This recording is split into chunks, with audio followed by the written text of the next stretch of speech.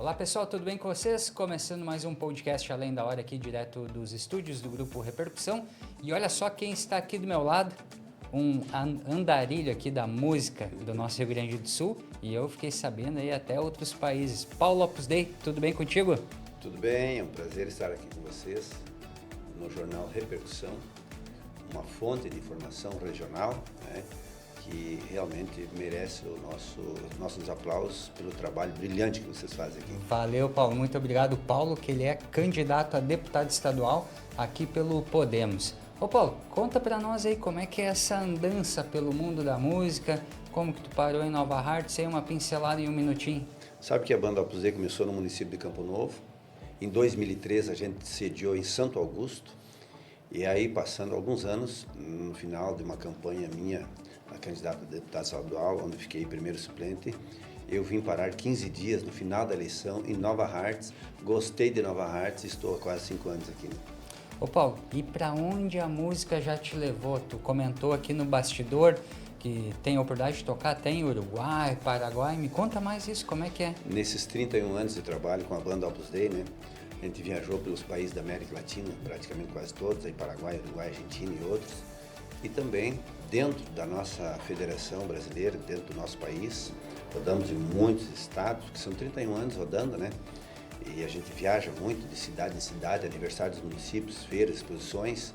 E no nosso Rio Grande do Sul, com o nosso projeto, eu tinha o projeto Desperta Rio Grande, hoje estamos com um novo projeto, A Viva Rio Grande, que é um projeto de evangelização, inclusão social, que nós vamos atendendo desde os pequenos municípios até os médios e grandes municípios, levando sempre uma mensagem cristã a todas as pessoas e conscientizando o povo sobre família, sobre a questão entorpecente, a questão das drogas, melhorando a vida das pessoas através do trabalho da banda Opus Dei, né? Que legal, Paulo. Eu queria também que tu explicasse assim para nós, porque hoje tu concorre então ao cargo de deputado estadual, mas o que tu pretende assim mostrar para todo mundo, mostrar para os eleitores, para os moradores aqui da nossa região, quais são as pautas, assim, eu sei que o aspecto da família é muito forte, a preservação da vida das crianças, hoje a gente percebe também uma pauta da violência contra crianças, adolescentes também, muito latente, muita preocupação com relação a isso. Queria que tu contextualizasse um pouco também essa pauta que com certeza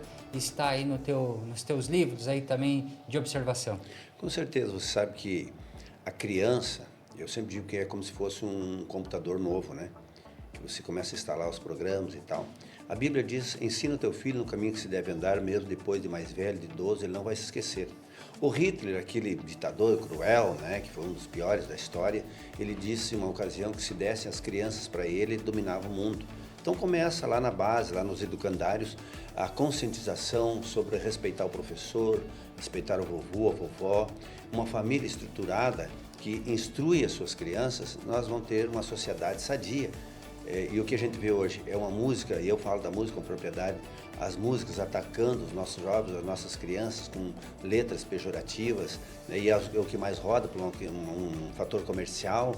Então, esse é o projeto de defesa das crianças, começando lá na base, né, mudando a mentalidade, né? Então, investir também na proteção das nossas crianças, a questão da pedofilia e outros males que assolam o país, né, nas redes sociais, enfim, e as crianças são atacadas todos os dias e a gente precisa combater, porque começa, como te falei, valorizando lá na base e aí nós vamos ter uma sociedade melhor, né? E não só as crianças também, né, Paulo? Também a gente tem uma luta diária aos veículos de comunicação e a Repercussão está inclusa aqui, obviamente, nisso, mas eu quero trazer a pauta o aspecto da violência contra a mulher também, não é só as crianças. E acredito que isso passa por uma mudança cultural, principalmente, óbvio, dos homens, que às vezes querem se apoderar das mulheres, acham que é um objeto ali, uma coisa material, né? Mas não, é um ser humano e também, às vezes, talvez se debruçar mais as questões de Cristo, da Bíblia. Eu queria que tu fizesse uma análise também sobre isso. Não é por uma questão até de fanatismo, mas eu volto sempre na Bíblia, que a Bíblia ela fala de um amor quando o amor é divino, o amor de Deus, ele é diferenciado. A Bíblia diz que o amor de Deus é mais que o amor de mãe. Mas trazendo isso para o nosso dia a dia, para o ser humano, para o homem, quando ele trata melhor a mulher, e que ele tem amor verdadeiro, que ele tem essa consideração, que ele valoriza a mulher, Porque analise comigo, se nem um bichinho, um cachorro, um gatinho não gosta de levar um chute, de levar que faça mal para ele, imagina um ser humano. Eu não entendo e não acredito que uma mulher que é bem tratada, bem respeitada, bem amada, ela vai ser uma mulher que vai trazer problema, vai brigar todos os dias com o homem, né? Então pode ver que alguma falha tem nos homens, né? A gente precisa tratar melhor as mulheres, né? Isso aí. Ô Paulo, outro ponto também fundamental para o ser humano, assim, até para ele conseguir levar o seu sustento ali, levar o sustento para a sua família, para a esposa, para os filhos, oportunizar coisas para o seu seio familiar ali, é o trabalho. O trabalho ele é fundamental também. De que forma tu vê hoje esse tema tão importante, a parte de promoção de cursos para esses homens, para a juventude também, que muitas vezes, às vezes ela é esquecida e a gente precisa trazer elas também para as inclinações que hoje o mundo moderno oportuniza, informática, tecnologia da informação. Como é que tu vê tudo isso também, Paulo?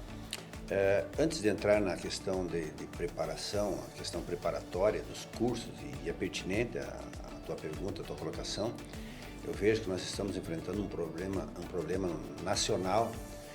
Disseram esses dias, numa ocasião, a questão não era essa, mas eu vou ter que citar, né? Diz que o melhor presidente do Paraguai hoje é o presidente brasileiro, né? Porque está mandando muitas empresas lá para o Paraguai. Em razão dos altos impostos, dos tributos. E nosso Rio Grande do Sul, infelizmente, estamos também num ranking. Nós temos aí o Piauí, o Maranhão, outros estados da federação, que tem um imposto, uma carga tributária muito excessiva em cima dos nossos empresários, e aí gera toda essa problemática de desemprego, as empresas quebrando, né, indo para outros estados, indo para outro país. Quer dizer, o Rio Grande do Sul ainda, infelizmente, por mais que os nossos mandatários falem o contrário, a gente sabe que na prática o Rio Grande do Sul continua sendo um dos estados que tem a maior carga tributária em cima das nossas empresas. E eu, como cristão que sou, como evangelista, a Bíblia já registra que na época dos reis, os reis que taxavam, que cobravam muito imposto dos seus trabalhadores, eles amaldiçoavam o seu povo naquela época. Então, nós estamos num estado que produz muito, nós temos um agronegócio que funciona muito bem, uma agricultura familiar, o setor calçadista, que apesar que deu de quebra, infelizmente, volta tudo nessa questão da carga tributária do Estado em cima dos nossos trabalhadores. Então, eu vou ser um soldado ferrenho nessa área também, que eu não aceito isso, né? Não, é perfeita a tua analogia, porque realmente está amaldiçoando. A gente trouxe a manchete hoje aqui do Repercussão, 37,5% a taxação que o calçado brasileiro, que é a nossa mola propulsora, aqui a região depende, né? Em razão dessa briga ideológica também entre governo Lula, governo Trump, que vai ocasionar mais à frente ali, a própria Bicalçados também muito preocupada com a eventual quebradeira de empresas exportadoras. E como que vai ficar o nosso desenvolvimento aqui? Uma questão já de responsabilidade, falta responsabilidade dos nossos mandatários. Sabe que gostar de política é uma coisa, agora ter responsabilidade é mais do que isso. Tem que gostar das pessoas, gostar de gente, e nós precisamos, independente do lado que está comandando um país, a gente tem que pensar no trabalho, pensar nas empresas, e isso virou muita guerra política. Eu, particularmente, tenho a minha posição, eu não vendo princípios, né? Eu sou um cara de direita, defendo todos os princípios cristãos, os valores, eu sou do trabalho, sou do lado dos empresários, do lado do professor, eu venho dessa, como diz a rapaziada, dessa vibe aí, né? Mas, ao mesmo tempo, a gente tem que pensar que o Brasil precisa ser reformado e rápido, né? Porque senão eu não sei onde que vai dar isso aí, está muito complicado. As pessoas que têm um pouco de dinheiro não querem investir porque estão com medo, não sabem o que vai dar, e os outros estão quebrados, como se diz na linguagem popular. Então está complicado o giro do negócio no país. Ô Paulo, quero trazer aqui um assunto também bem pertinente que preocupa muitas pessoas, que é a chamada segurança, a sensação de segurança. Mas eu quero fazer uma pequena observação aqui. Eu vou inverter a pergunta aqui, talvez até se tu conseguir da tua forma aí contextualizar. Paulo, por que tu acha assim que hoje as pessoas, eu não vou dizer só o jovem, assim, porque está generalizado o aspecto da drogadição, né? Por que há tanto consumo de drogas hoje no teu ponto de vista, Paulo? E isso acaba influenciando a segurança, violência, tráfico de drogas, tráfico de armas, enfim. Como é que tu analisa isso, Paulo? A gente tem, poderia aqui citar vários pontos, né? Mas alguns só para... precisamos ter uma educação de melhor qualidade, com oficinas, com maior integração, com mais cursos, que nos tragam mais possibilidades aos nossos jovens, né, deles verem e enxergar mais no futuro. Também, voltando ali na questão familiar, melhorar a questão das famílias com mais atividades, que o cara vai ter mais esporte, mais conhecimento. Eu que sou um cristão, e eu digo isso, e pode ser católico, evangélico e outras vertentes, né, nessa linha eclesiástica, quando você tem princípios e valores, quando você tem a fé cristã, a Bíblia diz, como já citei antes, ensina teu filho no caminho que se deve andar, mesmo depois de mais idoso ele não vai se esquecer, entende? Então, eu falo com propriedade que eu fui criado num berço cristão, então eu não precisei usar droga, não precisei entrar nesse caminho da violência, essas coisas, porque eu fui ensinado em casa, meu pai, minha mãe, um casal que... Eu perdi meu pai, inclusive, agora em dezembro, mas sempre conduzindo bem a família, sempre ali do lado da minha mãe. Então, isso é o que a sociedade vai se perdendo. Hoje, de tanto divórcio e confusão que dá, tiveram que até mudar a lei para ficar mais fácil, porque casamento de uma semana, às vezes, né? Casamento só de papel só mesmo, de papel, né? E tal. Então, assim, a família vai se perdendo, vai perdendo os valores, e tem uma guerra isso na sociedade, tem uma ala de gente, que eu não vou citar aqui, que vive nos noticiários, nas redes aí, batendo contra a família, que eles têm um princípio que o próprio Marx, o Lenin, esse pessoal, né, já batia nas famílias, já batia na religião, dizendo que a religião é o ópio da sociedade. Então, o quanto pior, melhor para essa gente. E nós temos que continuar acreditando que o bem vai vencer o mal. Nós não podemos jogar a toalha para as drogas, por todo esse problema. E falando de droga, eu falo com propriedade, porque eu já ajudei e ajudo muita gente. Vou contar uma historinha rápida, se dá tempo. Fica à vontade, dá tempo sim. Tem um rapaz, hoje ele é um grande empresário na área de extintor, é um dos maiores do estado aí, mas ele, na cidade de Campo Novo, onde começou a banda Opus Dei, ele era considerado naquela época o maconheirinho da cidade pequena. Ele, o irmão dele, infelizmente a polícia matou o irmão dele e tal. E aí ele era mal visto na cidade. Mas um dia ele chegou e disse: Paulo, me leva junto com a banda na estrada. Aí insistiu, eu vou te levar, eu disse para ele. Quando comecei a levar ele, o apelido dele é o Didi, né?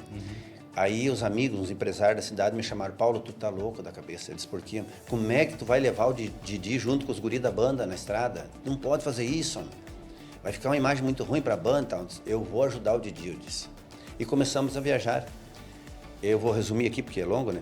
Em um ano viajando o Didi com a banda ali junto, ele ouvindo a palavra de Deus nas igrejas, a gente falando, né, do amor de Deus, falando que há esperança, que pode ter uma mudança de mentalidade, a pessoa voltar para o seio da sociedade, da sua família, que ainda tem como mudar o ser humano e tal. E ele ouvindo todos os dias os shows e a gente falando nas músicas, essas coisas. E, de repente, ele veio num evento com a gente em Frederico Westphalen, conheceu uma menina que era professora ali, namorou 30 dias, 60 dias casou, olha a velocidade do rapaz. Começou a trabalhar na pequena empresa do pai da moça ali, e eles foram organizando a vida dele, foi trabalhando. Em resumo, hoje, é dono de imobiliária, dono de uma das maiores empresas de extintores, empresário com vários apartamentos, carros importados, viaja, às vezes vem na minha casa, e ele vem ali, ele me abraça com muita gratidão. Então a gente apostou e deu certo. Não dá certo para todas as pessoas, porque tem gente que não quer, né? Mas muitos que eu ajudei nessa minha caminhada, fazendo esses intermédios com as casas terapêuticas, com os centros de recuperação. No final do show, as mães me chamam: Paulo, preciso de ajuda, meu filho está na drogadição, não sei mais o que fazer, está quebrando tudo, outro está lá no hospital, tivemos que levar para lá, está à custa de remédio e tal. E eu vou visitar essas pessoas, faço contato com as mães, já ligo para os meus amigos das casas terapêuticas, faço ali um encaminhamento e a gente tem ajudado muitas pessoas. E eu quero fortalecer também essa área, porque hoje muitas mães que estão nos ouvindo agora choram na calada da noite. O filho sai, não sabe, ela se volta, porque mãe é mãe, você sabe disso. A mãe, o filho pode estar lá no presídio, onde estiver, a mãe vai lá. Os amigos que se dizem amigos, que levam o cara para a droga, são amigos só no começo. Depois que o cara vira um viciado, eles abandonam e não vão visitar em lugar nenhum. Mas a mãe não. A mãe vai lá, aonde estiver o seu filho, porque mãe é mãe, né? Carrego esse bônus e o ônus também, né? Isso aí. Sim. Paulo Opus Dei, te agradeço aqui pela participação no nosso podcast. O Paulo Opus Dei concorrendo ao cargo de deputado estadual aqui pelo Podemos no eixo do Vale dos Sinos, Paranhana e todo o nosso estado aqui, né, Paulo? Tá certo. Então eu me coloco à disposição porque até no meu material está escrito ali: a voz do povo gaúcho. E é isso que eu quero ser. A voz das pessoas mais humildes, a voz daquelas pessoas que não têm acesso a um parlamento e nem ao governo. Mas que eu quero ser esse canal, esse serviçal, esse trabalhador do povo gaúcho.